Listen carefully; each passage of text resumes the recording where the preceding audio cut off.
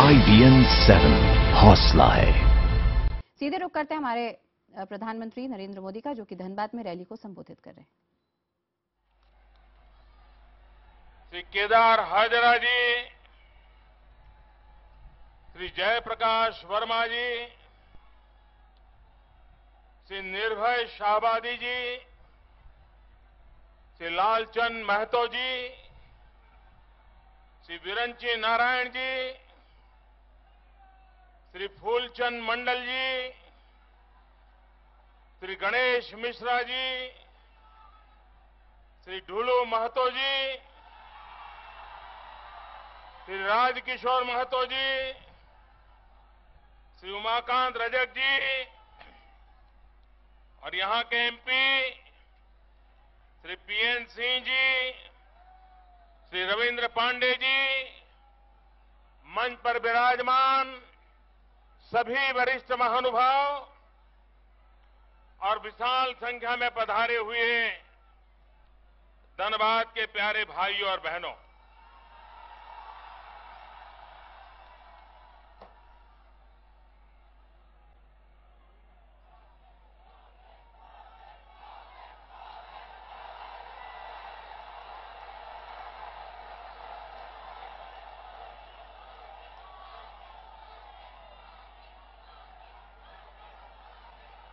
मेरे यहां उपस्थित भाइयों बहनों से प्रार्थना है,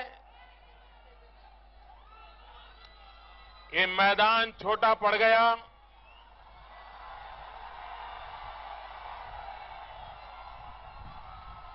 अब आप आगे आने की कोशिश मत कीजिए, जगह है ही नहीं।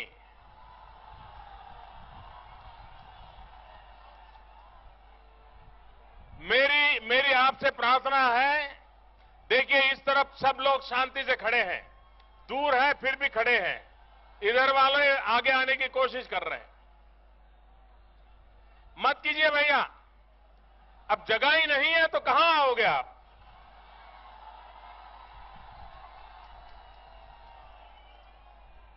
भाइयों बहनों, मैदान में भले जगह हो या न हो, मेरे दिल में आपके लिए भरपूर जगह है।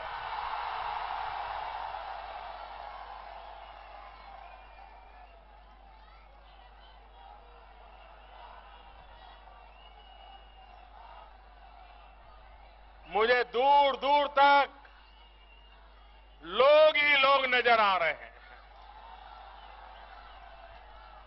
धनबाद में मैं पहले भी आया हूं, लेकिन ये नजारा पहली बार देख रहा हूं।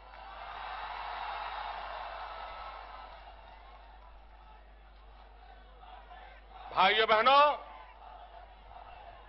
मुझे विश्वास है इस चुनाव में झारखंड में भारतीय जनता पार्टी को भारी बहुमत से आप विजय दिलाने वाले हो। आप भाजपा की पूर्ण बहुमत वाली सरकार बनाने वाले हो और इसलिए मैं आज आपको एडवांस में धन्यवाद कर देता हूं। लेकिन मुझे इसके पहले लोकसभा के चुनाव का धन्यवाद करना भी जरूरी है। लोकसभा के चुनाव का धन्यवाद इसलिए करना है कि आज देश में 30 साल के बाद पूर्ण बहुमत वाली सरकार बैठी है। 30 साल तक देश में किसी को पूर्ण बहुमत नहीं मिला था। मिली जुली सरकारें चलती थी, गठबंधन की सरकारें चलती थी, चुनाव आते आते जो सत्ता में है वो फिर आमने सामने हो जाते थे, फिर झगड़े शुरू होते थे। 30 साल तक देश अस्थिरता से साथ जूझ रहा था। आज 30 साल के बाद दिल्ली में पूर्ण बहुमत की सरकार बनी है। इसमें झारखंड का बहुत बड़ा योगदान है। अगर झारखंड ने इतना भारी बहुमत न दिया होता तो दिल्ली में स्थिर सरकार नहीं बन पाती। और इसलिए मैं आज विशेष रूप से देश की उत्तम से उत्तम सेवा करने के लिए, देश को स्थिर सरकार देने के लिए, देश को अस्थिरता से मुक्त करने के लिए झारखंड के मतदाताओं ने जो काम किया है उसके लिए लाख लाख धन्यवाद देता हूं। भाइयों बहनों, आपने देश के लिए इतना बड़ा काम किया, क्या झारखंड के लिए करोगे? पूरी ताकत से बताओ। आपने देश को स्थिर सरकार दी, झारखंड को स्थिर सरकार दोगे? आपने देश को मजबूत सरकार दी, झारखंड को मजबूत सरकार दोगे? आपने देश को पूर्ण बहुमत की भाजपा की सरकार दी, झारखंड को दोगे?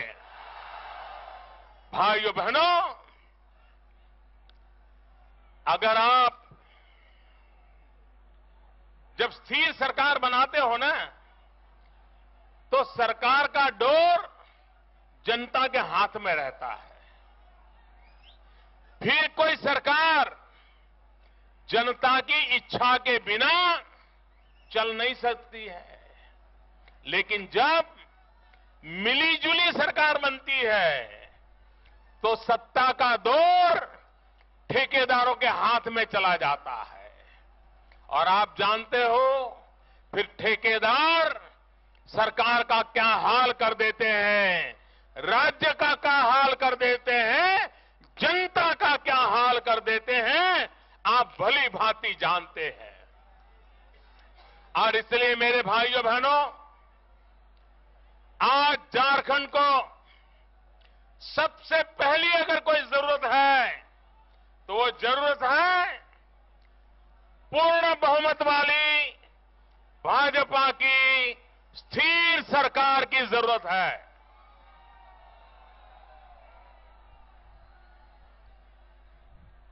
दूसरा काम है,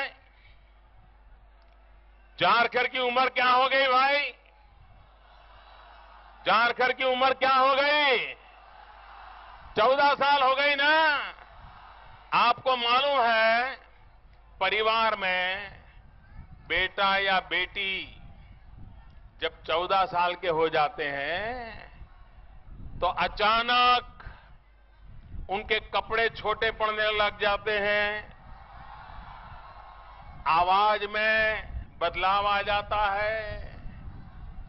पहले घर से बाहर नहीं निकलते थे, 14 साल के होने के बाद घर में आते नहीं है।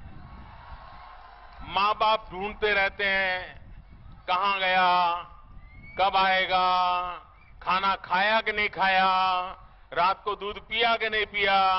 मां बाप को चिंता रहती है कि नहीं रहती है? छोटा होता है तब तो मां बाप की हर बात मान लेता है, 14 साल होने के बाद बदलाव शुरू हो जाता है।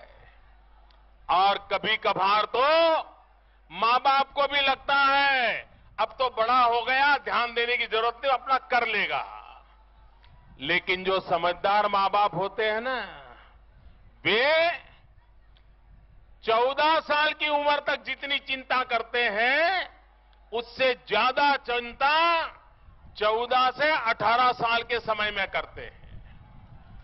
क्योंकि वही एक वक्त होता है जब बेटा या बेटी,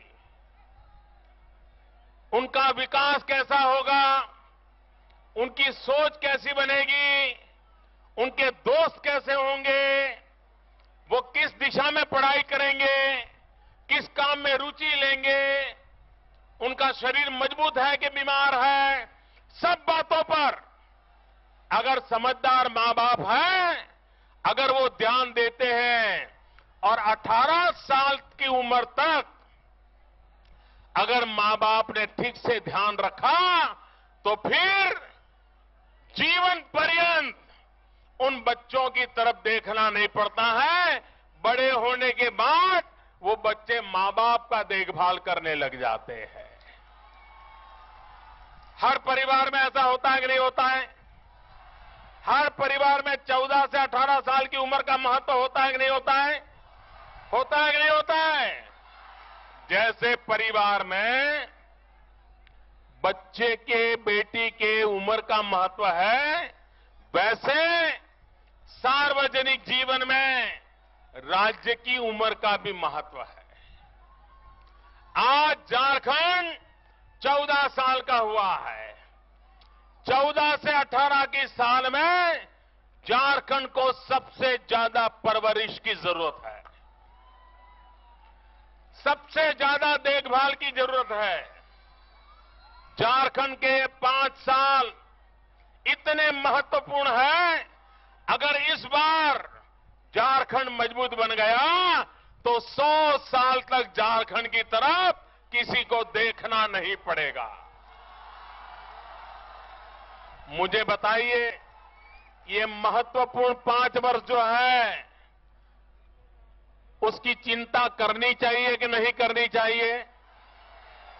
ये महत्वपूर्ण 5 वर्ष बराबर संभालने चाहिए कि नहीं संभालने चाहिए? इस महत्वपूर्ण 5 वर्ष में झारखंड की नींव मजबूत करनी चाहिए कि नहीं करनी चाहिए? और इसलिए मेरे भाइयों बहनों, ये चुनाव सिर्फ 5 साल के लिए सरकार बनाने के लिए चुनाव नहीं है। ये चुनाव आने वाले 100 साल झारखंड के कैसे हो, इसकी मजबूत नींव डालने के लिए चुनाव है। और इसलिए मैं झारखंड के मेरे भाइयों बहनों, आपसे अनुरोध करने आया हूं कि इस बार कोई गलती मत कीजिए, कोई गलती मत कीजिए। आधी अधूरी सरकार कतई मत बनाइए। आप भाजपा की मजबूत सरकार बनाइए। भाइयों बहनों, आजकल हमारे विरोधी दल के लोग बड़े परेशान हैं। अब चुनाव है, जाना तो पड़ता है। अखबार में फोटो न छपे, टीवी पे मुखड़ा न दिखाई दे, तो 5 साल में जनता उनको भूल जाएगी। और इसलिए खुद को जिंदा रखने के लिए, खुद को जिंदा रखने के लिए वो झारखंड जाते हैं, जम्मू कश्मीर जाते हैं, लेकिन मोदी सरकार के खिलाफ बोलने के लिए उनके पास कोई मुद्दे ही नहीं है। इसलिए कौन सा भाषण करते हैं? लोकसभा के चुनाव में जो भाषण करते थे, वो भाषण आजकल करते हैं। अब मुझे बताइए, लोकसभा के समय उनका भाषण आपने सुना था कि नहीं सुना था? और उनको आपने साफ कर दिया कि नहीं कर दिया? अगर वो भाषण उस समय नहीं चला तो अब चलेगा क्या? मैं हैरान हूं भाई, विरोधी दलों की इतनी बैंक्रप्सी है, वे चुनाव के मैदान में ठीक से अपने पैर भी जमा नहीं पा रहे हैं, क्योंकि इन्होंने देश का इतना नुकसान किया है, देश की जनता अब भी उनको माफ करने के लिए तैयार नहीं है। और अगर इन दलों की यही हरकतें रही तो भविष्य में भी यह देश की जनता कभी उनकी तरफ देखने वाली नहीं है। और मैं जानता हूं, ये सुधरने वाले नहीं है, सुधर नहीं सकते। 60 साल से उनकी जो आदतें लगी है, वो कभी अपने आप में बदलाव नहीं ला सकते। भाइयों बहनों, हमें देश की स्थिति बदलनी है। आप देखिए, आप काले हीरे पर बैठे हो, काले हीरे पर।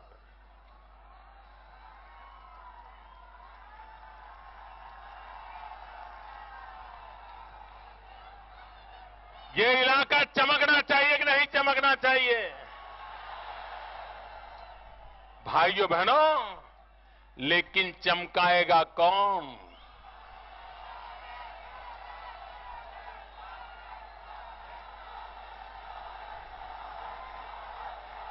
मोदी तो तैयार है, लेकिन झारखंड में अवसर देना पड़ेगा। मिलेगा तो भाइयों बहनों, ये काला हीरा भी चमकेगा और पूरे झारखंड को चमकाएगा। न सिर्फ झारखंड को, पूरे हिंदुस्तान को चमकाने की ताकत ये धनबाद के काले हीरे में पड़ी है। लेकिन पुरानी सरकारों के पास कोयले भी खा गए जी। आपको मालूम है, सुप्रीम कोर्ट ने सारी बातें खत्म कर दी। हमें तकलीफ हुई है, सुप्रीम कोर्ट का निर्णय अचानक आया, लेकिन हमने उसको भी अवसर माना है और राज्यों की भलाई के लिए इस अवसर का उपयोग किया है। हमने जो कोयले के संबंध में जो नई नीति बनाई है, उसके कारण आने वाले वर्षों में झारखंड को, जो पिछले सरकारों में बड़ी मुश्किल से इनी गिनी रकम मिलती थी, 20,000 करोड़ रुपयों से ज्यादा पैसे आने वाले दिनों में कोयले के माध्यम से झारखंड को मिलने वाले हैं। भाइयों, नीतियां ऐसी हो जो लोगों को रोजगार दे, नीतियां ऐसी हो जो मजदूरों को सुख शांति का जीवन दे, नीतियां ऐसी हो जो देश के प्रगति में, विकास की गति में नई ऊर्जा भरने वाली हो। और आज जो दिल्ली में सरकार बैठी है, उनकी सारी नीतियां ज्यादा से ज्यादा रोजगार मिले, मजदूरों को सम्मान की जिंदगी मिले, विकास की उन नई अवधारणा को लेकर के ये नई सरकार आगे बढ़ रही है। भाइयों बहनों, अभी हमारे सांसद महोदय अपने भाषण में यहां की समस्याओं का जिक्र करते थे। भाइयों बहनों, मैंने पहले भी कहा है, दिल्ली में काम करने वाली सरकार बैठी है, वो आपके भी काम पूरे करने का वादा करके बैठी है और पूरा करने के संकल्प के साथ काम कर रही है।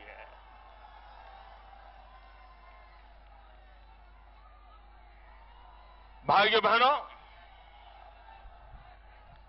सरकार किसके लिए होनी चाहिए? सरकार किसके लिए होनी चाहिए? सरकार किसके लिए होनी चाहिए? सरकार गरीबों के लिए होनी चाहिए।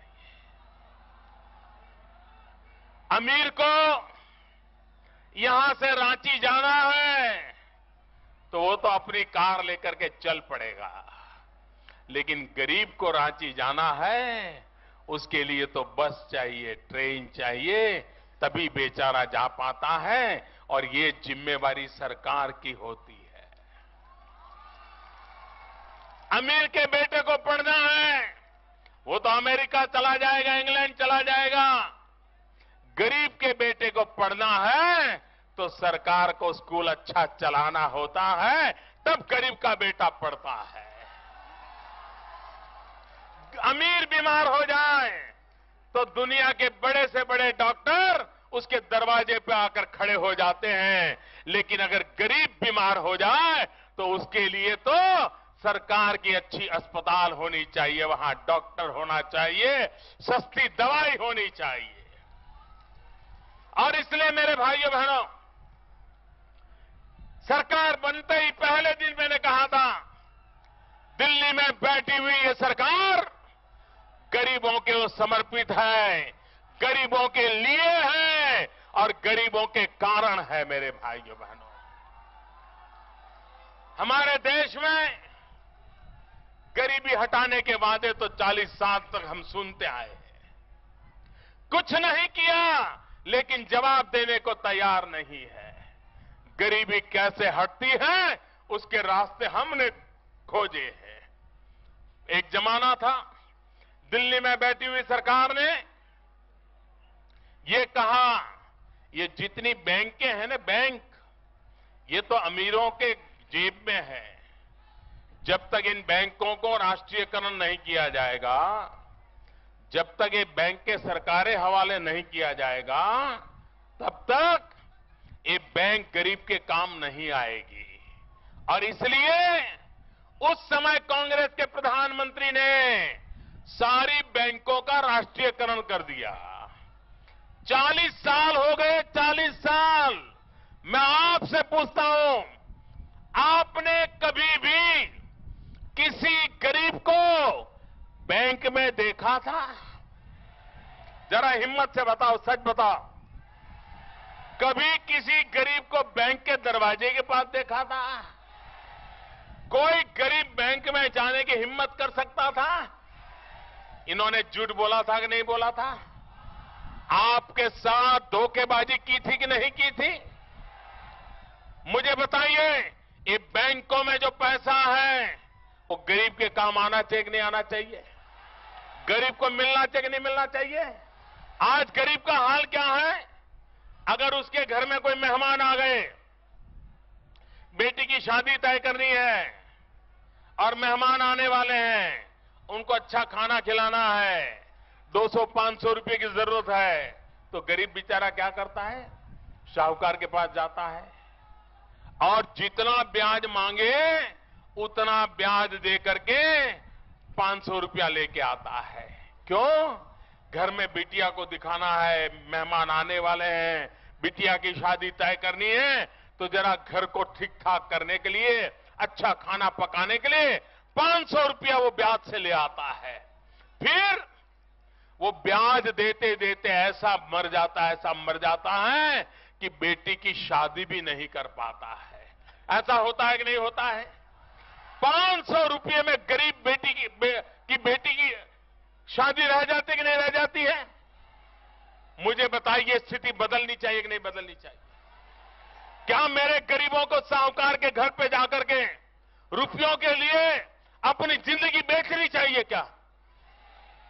ये पीड़ा मेरे दिल में होती है भाइयों। और इसलिए हमने प्रधानमंत्री जन धन योजना लाए।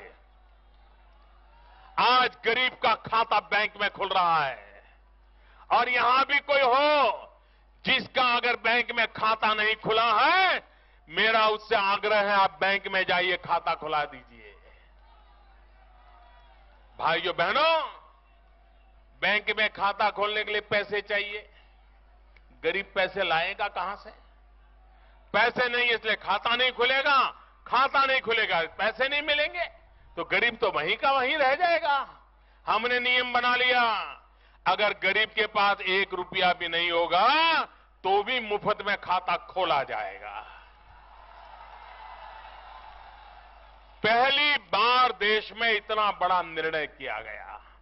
बिना 1 पैसा बैंक में खाता खुल जाए, और खाता खुलते ही गरीब को 1 लाख रुपये का बीमा का कवच मिल जाता है। अगर उसके परिवार में कोई अकस्मात हो गया तो 1 लाख रुपये का बीमा 1 रुपया न भरने के बाद भी दिया गया, और ये काम हमारी सरकार ने कर दिया। और गरीब देखिए, गरीब की अमीरी देखिए। मैंने अमीरों की गरीबी तो बहुत देखी है, लेकिन इस बार देश की जनता ने मुझे गरीबों की अमीरी के दर्शन करवा दिए हैं। और मैं इसलिए गरीबों को नमन करता हूं। गरीबों ने अमीरी के दर्शन करवाए हैं। मैंने तो कहा था 1 रुपया नहीं दोगे तो भी खाता खुल जाएगा, लेकिन गरीबों को लगा कि भले मोदी जी कह दें, लेकिन हम भी तो कुछ ईमान रखते हैं, और इसलिए उन्होंने बैंकों में किसी ने 10 रुपया, किसी ने 50 रुपया, किसी ने 100 रुपया जमा करवाया। और जो खाते खुले हैं ना, 7,000 करोड़ रुपया गरीबों ने जमा करवाए। 7,000 करोड़ रुपये। मुझे बताइए, इन गरीबों की सेवा करने का आनंद आएगा कि नहीं आएगा? इन गरीबों के लिए जीने का आनंद आएगा कि नहीं आएगा? इन गरीबों की सेवा कर करके जब रात को सोएंगे तो अच्छी नींद आएगी कि नहीं आएगी? मैं ये काम मेरी खुशी के लिए करता हूं। मैं गरीबों की सेवा मेरे संतोष के लिए करता हूं, मेरे आनंद के लिए करता हूं, क्योंकि गरीबों की सेवा करने का ईश्वर ने मुझे अवसर दिया है और जनता जनार्दन ईश्वर का रूप होती है। भाइयों बहनों,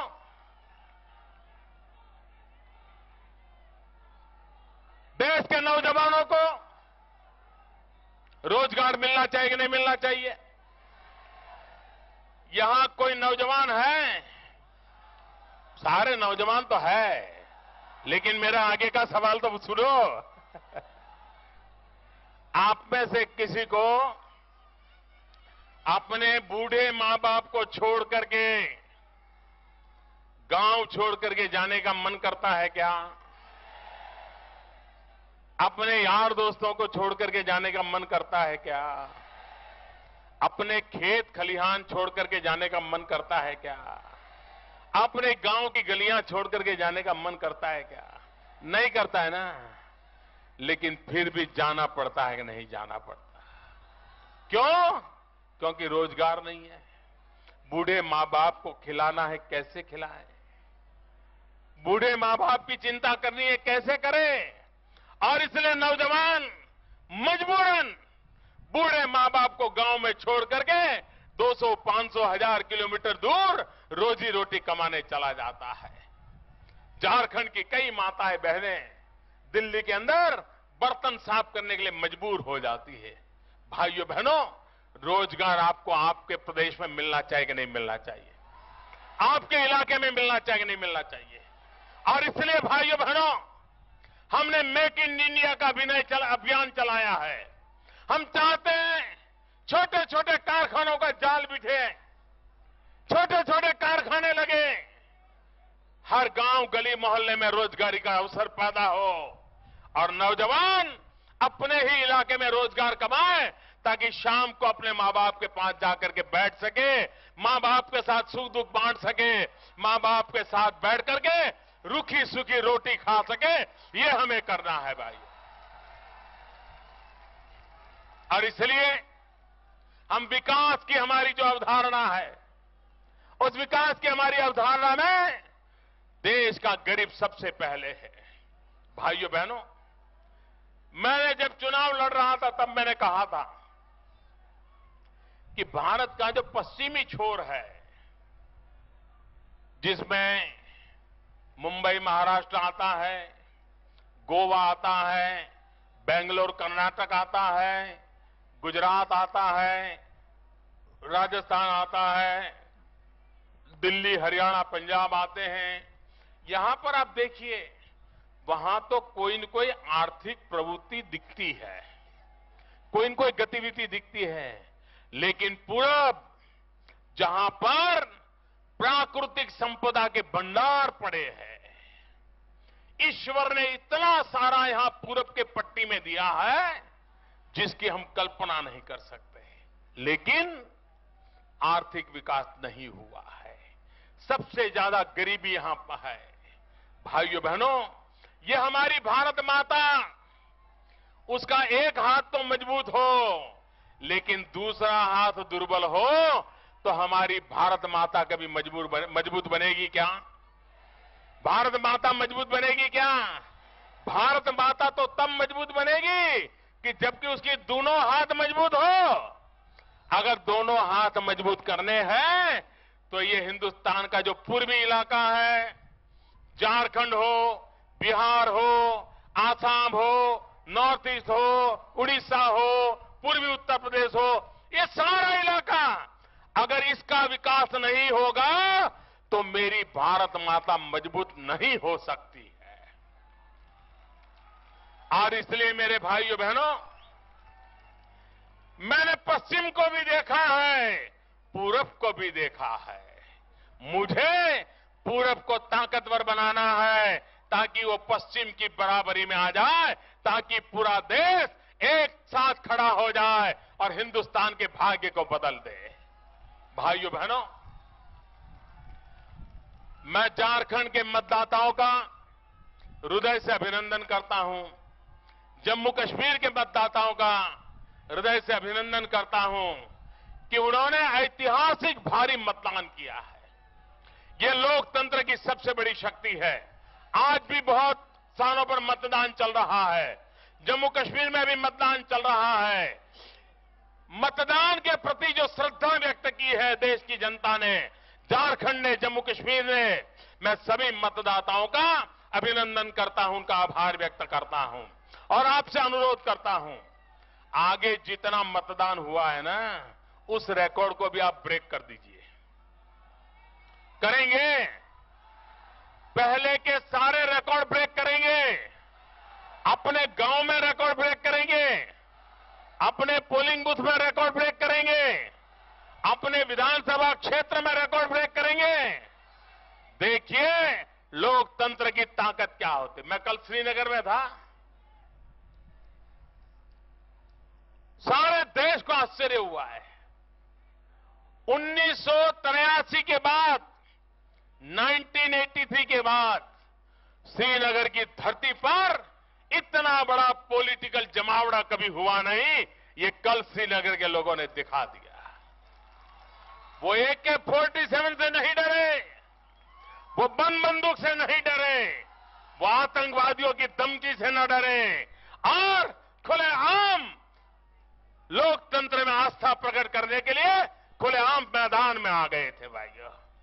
ये रूप देश को नई ताकत देने वाला है और इसलिए मैं आज आपसे आग्रह करने आया हूं कि झारखंड में भी लोकतंत्र में आस्था बढ़ती चले,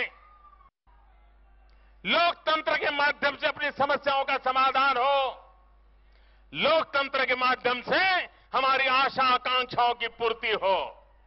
आओ हम सब मिलकर के लोकतंत्र का झंडा कायम करें, झारखंड को मजबूत सरकार दें, भारतीय जनता पार्टी को विजयी बनाएं। सभी उम्मीदवारों से मेरा आग्रह है, मेरे बगल में आ जाएं, सारे उम्मीदवार आ जाएं। इस चुनाव में जितने उम्मीदवार हैं वो आ जाएं। आ जाइए, काफी जगह है, यहां हो जाइए। तो आइए, उधर आ जाइए, आइए जल्दी आइए, सबके सब आ जाइए। सभी उम्मीदवारों को जगह दीजिए भाई। मेरे साथ दोनों मुट्ठी बंद करके बोलेंगे, भारत माता की। ताकत ऐसी चाहिए जहां मतदान हो रहा है वहां भी सुनाई दे, भारत माता की, भारत माता की, भारत माता की। बहुत बहुत धन्यवाद। तो झारखंड के धनबाद में आप सुन रहे थे प्रधानमंत्री नरेंद्र मोदी को, जहां पे एक बार फिर से यहां पे झारखंड की जनता से आग्रह करते हुए कि वो लोकतंत्र के इस पर्व में अब जब अगले चरण के मतदान होंगे तो उसमें जरूर हिस्सा लें और एक बार फिर से प्रधानमंत्री की पार्टी बीजेपी को विजयी बनाएं। यहाँ पे तमाम विकास की बातें करते हुए और विकास की ये जो दिशा है वो देश के पूर्वी ओर भी फैले, इसका वादा करते हुए प्रधानमंत्री मोदी यहाँ पर लोगों से आग्रह करते हुए कि सरकार का चुनाव करें, मजबूत सरकार का चुनाव करें। और इसी के साथ यहाँ पे विपक्ष पर कटाक्ष करते हुए यहाँ पे प्रधानमंत्री मोदी ने ये भी कहा कि विरोधियों के पास कोई मुद्दा नहीं है। 14 साल से झारखंड में कोई विकास नहीं हुआ है जब से ये राज्य अस्तित्व में आया है। आने वाले चुनाव जो हैं वो 100 साल के हो सकते हैं, क्योंकि इन्हीं चुनावों में अगर यहाँ पे प्रधानमंत्री मोदी की पार्टी को विजय बनाती है झारखंड की जनता, तो जाहिर तौर पे यहाँ पे विकास की नींव रखने की कोशिश की जाएगी, जो कि आगे 100 सालों तक चलती रहेगी।